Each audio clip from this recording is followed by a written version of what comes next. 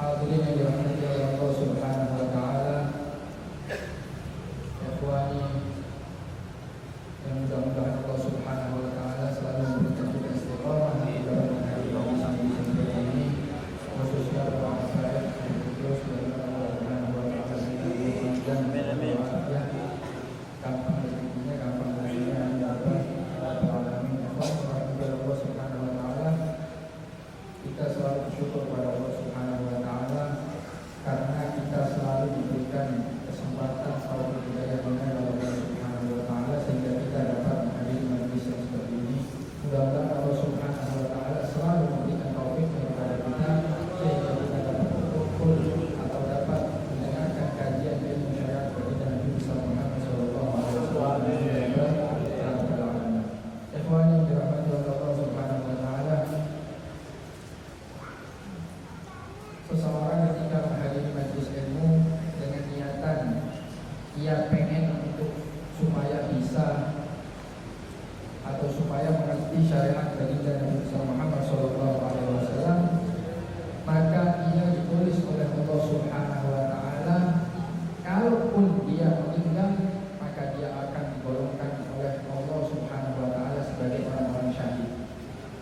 Ya, alhamdulillah min dzalik misal, kalau ada yang semula dari majelis kemudian dia meninggal dalam perjalanannya, maka dia alhamdulillah ya, sebetulnya alhamdulillah ya.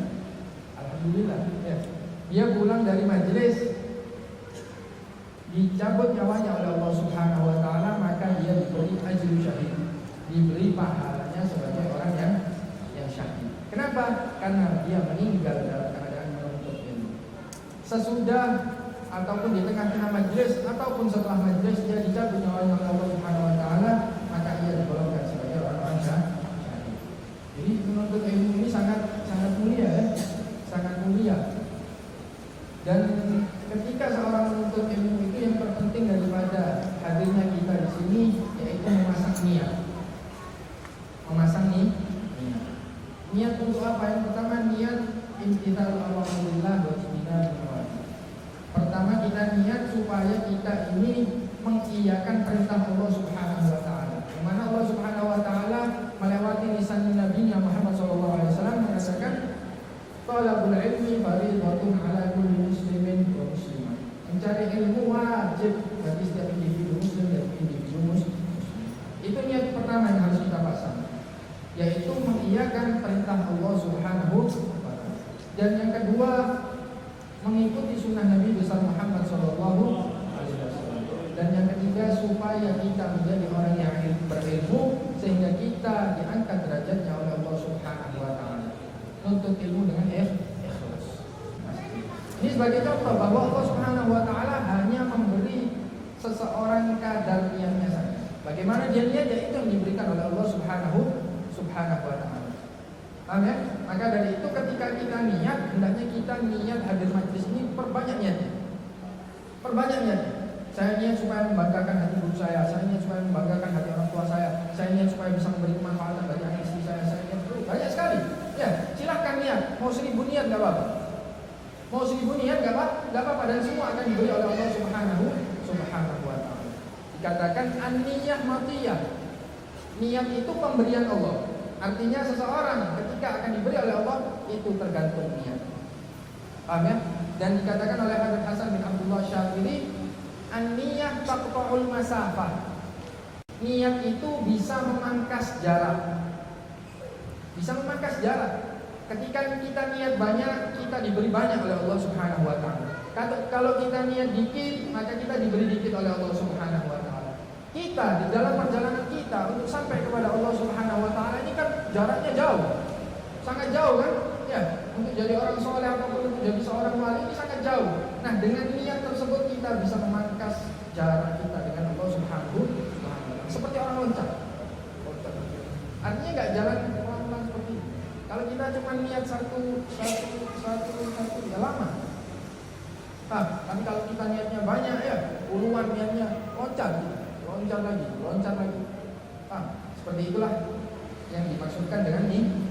Maka dari itu hadirnya yang dirahmati Allah Subhanahu wa taala, kita niat dengan hadir majlis ini untuk yang pertama imtithalu awamirillah, imtithalu amrillah, mengerjakan perintah Allah Subhanahu wa taala, mengikuti sunnah Nabi Muhammad sallallahu alaihi wasallam, ya, untuk menyenangkan orang tua kita, untuk menyenangkan diri kita, sebagai jalinan pahala kita, supaya kita mendapatkan kemanfaatan dari majlis ini, bisa memberi manfaat kepada orang lain. Kelak, amin ya rabbal alamin. Melanjutkan pelajaran selanjutnya, masih tentang haji ya. Masih tentang haji. Kemarin sudah dikatakan syarat orang wajib haji itu yang pertama dia mempunyai bekal, ya, punya bekal. Yang kedua dia jalannya aman, jalannya aman. Dan ini sudah saya jelaskan semua. Dan banyak lagi syarat-syarat seorang ketika ingin berangkat haji. Ketika syarat tersebut sudah tidak ada di dalam diri seseorang, atau ada salah satu dari syarat tersebut yang tidak ada di dalam diri seseorang, maka dia tidak diwajibkan oleh Allah Subhanahu wa taala untuk berhaji. Ini di madhab Imam Syafi'i. Yang saya jelaskan ini, setiap majelis kita ini madhabnya Imam Syafi'i ya. Wallahu a'lam. Kalau madhabnya yang lain, madhab Imam Malik, madhab Imam Abu Hanifah, madhab Imam Ahmad bin Hanbal, nggak tahu lagi bagaimana mereka mengatakan di dalam bab haji. Ketika kita nggak diwajibkan oleh Allah Subhanahu wa taala, tetapi kita memaksakan diri kita untuk berangkat haji, bagaimana hukumnya? Seperti yang saya katakan minggu kemarin, kalau syarat dan rukunnya sudah kita laksanakan, maka haji kita dianggap sah dan dapat menambal haji fardu kita. Kita dianggap sudah melakukan haji fardu. Artinya tahun depan dan seterusnya nggak dimintai haji lagi. Ya, jadi beda ya. Seseorang ketika nggak diwajibkan sama seseorang ketika melaksanakan haji. Ketika dia tidak diwajibkan, kalau dia memaksakan untuk haji, syarat dan rukun-rukunnya haji dia laksanakan, ia pun dianggap sah oleh syariat. Kemudian untuk pelajaran sekarang, qala al-musannif radhiyallahu ta'ala anhu wa nafa'ana bihi wa bi ulumihi fid dharain amin. Wa arkanul haji arba'atun. Rukunnya haji ada 4. Ya, rukunnya haji ada 4. Rukun itu apa? Rukun itu sesuatu kewajiban yang harus ada di dalam ibadah tersebut. Suatu kewajiban yang harus ada di dalam ibadah tersebut. Seperti contoh, termasuk salah satu rukunnya wudu adalah membasuh wajah.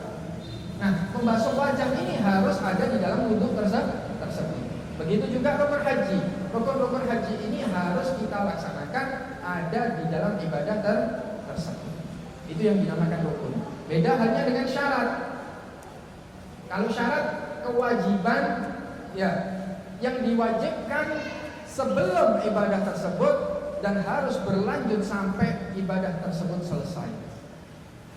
Ya, kalau syarat kewajiban yang diwajibkan sebelum ibadah tersebut harus ada dan berkelanjutan sampai selesai ibadah tersebut. Tak kasih contoh, seorang ketika berwudu itu dia disyaratkan harus Islam. Nah, Islam ini disyaratkan kapan? Pas tengah-tengah wudu? Enggak. Islam ini disyaratkan sebelum ia berwudu dan harus berlanjut sampai dia selesai berwudu. Paham ya? Jadi bisa dipahami bedanya rukun dan syarat. Kalau rukun kewajiban yang harus ada di dalam ibadah tersebut, kalau syarat kewajiban yang diwajibkan sebelum melakukan ibadah tersebut dan harus berlanjut sampai setelah ibadah tersebut selesai. Itu bedanya rukun dan syarat. Adapun rukun-rukun haji ada 4. Musannif ngomong ada 4, padahal yang mu'tamad ada 5. Paham ya? Yang mu'tamad ada 5. Yang satu nggak disebutkan musannif tapi disebutkan oleh pensyarah. Ala kulli hal sama saja ya, mau 4 mau 5, tapi insya Allah kita akan menerangkan yang mengatakan 5. Yang pertama al-ihram ma'an niyah. Yang pertama ihram dengan niat. Ya, ihram dengan niat. Insya Allah sudah paham semua. Ihram ya, yang namanya ihram itu adalah al-iltizamun nafsi an daf'il muharramat, yaitu mewajibkan diri kita untuk tidak melakukan muharramat ihram atau muharramat haji. Ada hal-hal yang diharamkan di dalam haji. Seperti apa? Seperti kalau laki-laki ya menutup kepala, kemudian potong kuku. Nanti insya Allah akan dijelaskan oleh musannif. Seperti seperti menutup kepala, potong kuku, itu namanya muharramatul ihram. Sesuatu yang diharamkan di dalam haji. Nah, ketika kita masuk ihram, itu berarti kita menahan diri kita untuk melakukan sesuatu yang diharamkan di dalam haji tersebut. Itu namanya ihram. Dan ihram ini harus dilakukan dengan niat. Ya, wajib kan dengan niat. Semua ibadah wajib dengan niat. Haji termasuk salah satunya, sholat, wudu, puasa kan perlu niat. Karena hadis dari Nabi SAW, innamal a'malu binniyat. Semua amal tergantung niatnya. Kalau tidak niat tidak sah. Hajinya tidak sah. Kemudian bagaimana cara niat? Sebelumnya saya akan menerangkan bahwa haji itu ada 3 macam. Haji itu ada 3 macam. Bukan maksudnya yang satu haji di Mekah, yang satu haji di Madinah, yang satu haji di Syria, bukan ya. Maksudnya haji itu ketika kita ingin melakukan haji, ada 3 model haji yang boleh kita lakukan. Yang pertama ifrad. Ifrad ini apa? Yaitu ifrad ini melakukan haji dan umrah sendiri-sendiri. Setelah selesai haji baru umrah. Kemudian ada qiran. Apa qiran? Qiran ini membarengkan haji dengan umrah. Membarengkan haji dengan umrah. Artinya apa? Rukun-rukunnya umrah masuk ke rukun-rukunnya haji, tapi nanti harus bayar dam. Kok enak katanya syariat, kok enak itu ya. Haji dan umrah bisa jadi satu kali berangkat. Artinya bukan satu kali berangkat, satu kali kerja. Nah, harus bayar dam, harus bayar denda. Yang ketiga tamattu. Paham ya? Itu tadi 3 model haji. Ifrad, tamattu, sama qiran. Dan yang paling afdol dan yang tidak kena denda adalah model haji yang ifrad. Ya, model haji yang ifrad. Artinya apa? Melakukan haji sendiri dan umrah sendiri. Sedangkan umrahnya setelah haji. Haji dulu sampai selesai, kemudian umrah. Itu namanya ifrad. Kemudian cara niat haji. Niat haji bagaimana? Kita akan mempraktekkan niat haji dengan ifrad. Ya, dengan ifrad. Apa ifrad tadi? Menyendirikan haji dan umrah. Bagaimana cara niatnya? Nawaitul hajja wa ahramtu bihi lillahi ta'ala. Saya niat haji dan saya niat ihram dengan haji lillahi ta'ala. Nawaitul hajja wa ahramtu bihi lillahi ta'ala. Itu niatnya haji. Kalau niatnya umrah sendiri bagaimana? Nawaitul umrata wa ahramtu biha lillahi ta'ala. Saya niat umrah dan saya niat ihram dengan umrah lillahi ta'ala. Paham ya? Itu haji ifrad. Jadi disendirikan, hajinya itu disendirikan, enggak digabung. Misalnya setelah selesai haji, kemudian dia tahallul, baru dia melakukan umrah. Itu namanya ifrad. Kemudian ini sering menjadi pertanyaan. Beb, kita tajarrud itu, tahu tajarrud? Tajarrud itu melepas sesuatu yang diharamkan. Seperti memakai baju, ya kan? Haram kan? Ya, memakai sarung. Itu namanya tajarrud. Tajarrud ini melepas pakaian kita dan kita pakai pakaian ihram. Beb, tajarrudnya itu dilakukan sebelum ihram atau sesudah ihram? Nah, ada 2 pendapat. Saya akan sebutkan pendapat terkuat daripada mazhab Syafi'i bahwa tajarrud itu melepas pakaian itu semua atau melepas sesuatu yang diharamkan di dalam haji itu harus sebelum kita niat ihram. Artinya kalau kita sudah sampai mana tadi? Kalau di Indonesia ya Lamlam atau di Jeddah. Itu kita sudah sampai situ, kalau kita mau ihram, kita lepas semua pakaian kita. Kita lepas semua pakaian kita yang haram-haram, ya.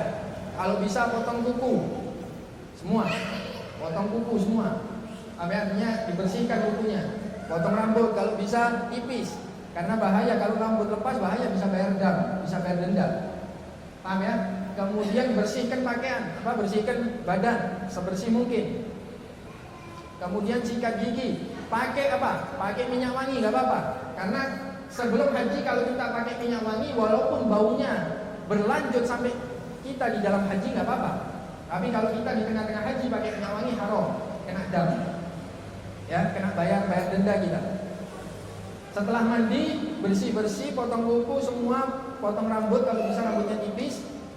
Kemudian bersih-bersih pakai minyak wangi, ya. Kemudian dia ihram. Niat. Jadi niatnya dia sudah pakai pakaian ihram. Sudah pakai pakaian ihram baru niat. Nawaitul hajja wa ahramtu bihi lillahi ta'ala. Sudah selesai. Berarti dia niat ihram. Sekarang artinya kalau sudah niat ihram berarti sama seperti dia masuk kandang singa. Tidak boleh ngapa-ngapain, tidak boleh melakukan muharramat ihram, tidak boleh melakukan hal-hal yang diharamkan di dalam haji. Paham? Kemudian setelah selesai ihram, dia disunahkan sholat sunnah 2 rakaat. Sholat sunnah ihram. Paham ya? Sholat sunnah ihram. Itu tadi hal-hal yang disunahkan. Ini tentunya nggak semua saya sebutkan ya. Nggak semua sunnah-sunnah bisa saya sebutkan. Mungkin ada yang sunnah yang tidak saya ketahui, mungkin juga karena memang waktunya mepet tidak saya sebutkan. Ini sunnah-sunnah, sebagian sunnah saja yang saya sebutkan. Kemudian setelah itu, permasalahan selanjutnya, kalau kita orang Indonesia, ihramnya kita itu dari mana?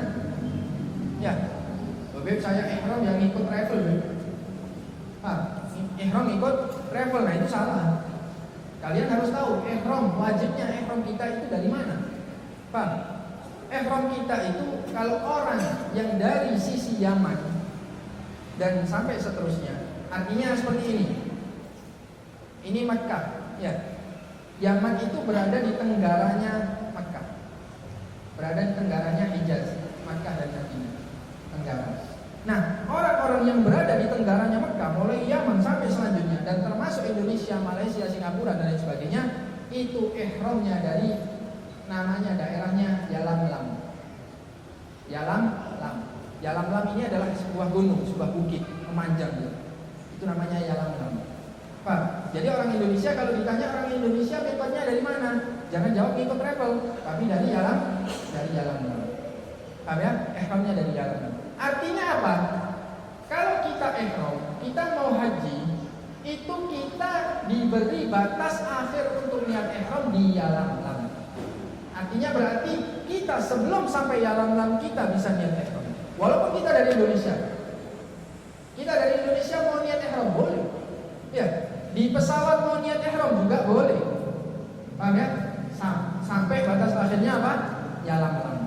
Kalau sudah sampai Yalamlam, artinya kalau sampai sudah melewati Yalamlam kita nggak boleh untuk niat ihram.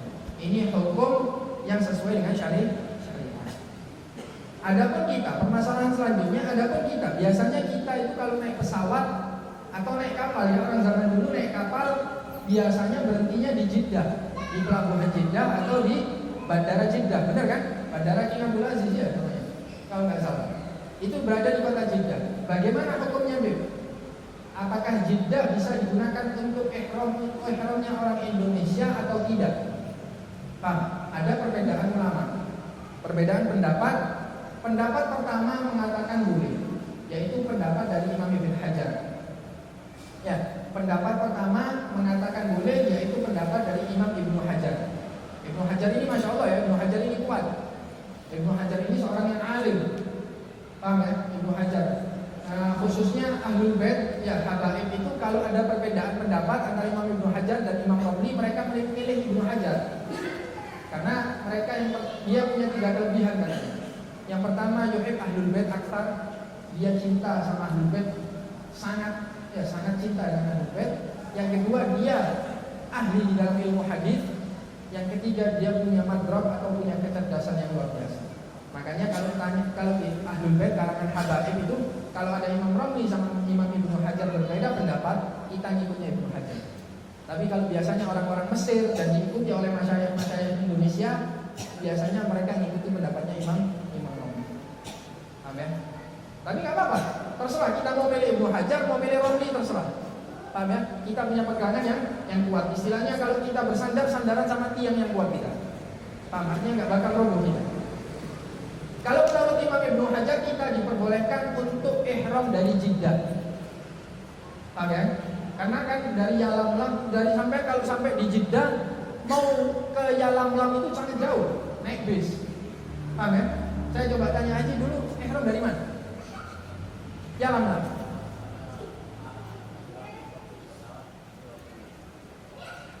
Oh, ihramnya jadi dari pesawat. Ihramnya dari pesawat, tapi mandinya di pesawat. Mandinya di Jeddah, bandara. Nah, kalau Indonesia katanya seperti itu ya. Ya, jadi ketika pesawat sudah berada di dekat Yalamlam, baru dianjurkan untuk ihram. Boleh. Paham? Tapi emang nanti mandinya gak dapat afdol. Karena afdolnya mandi setelah ihram di tempatnya itu tadi. Paham? Di Bir Ali.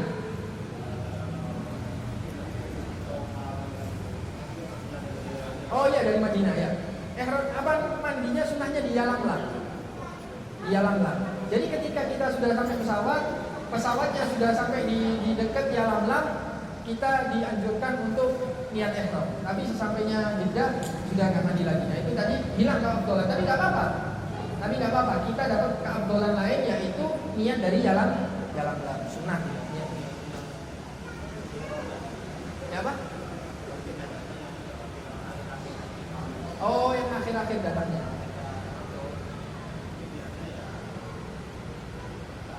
Iya, Mekah. Kalau tamattu sama kira di Mekah. Kalau ifrad ya. Kemudian pendapat yang kedua, kalau ihram dari Jeddah itu boleh apa enggak? Pendapat yang kedua mengatakan tidak boleh. Yaitu pendapatnya Syekh Abdullah bin Makhramah sama Syekh Abdurrahman Al-Ashqar. Beliau sama-sama ulama Yamani.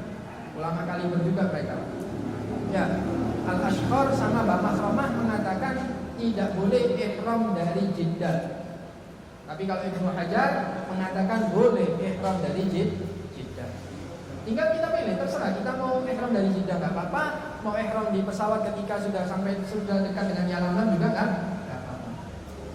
Itu tadi tempat ihram kita. Ada banyak, ada 6 lagi tempat ihram.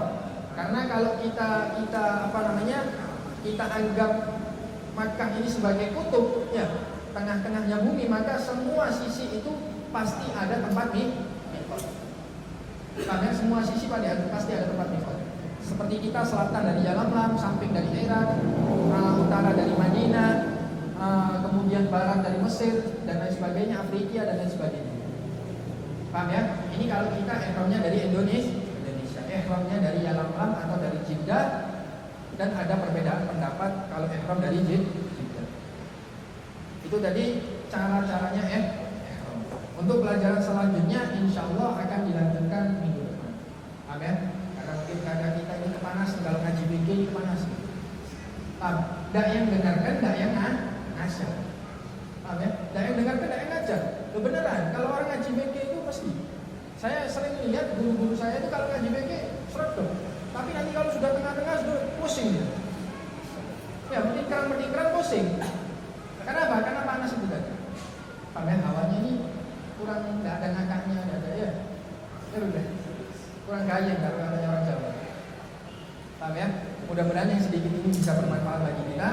Ya, dan mudah-mudahan bisa menjadi tambahan wawasan kita di dalam bab haji. Amin ya rabbal alamin.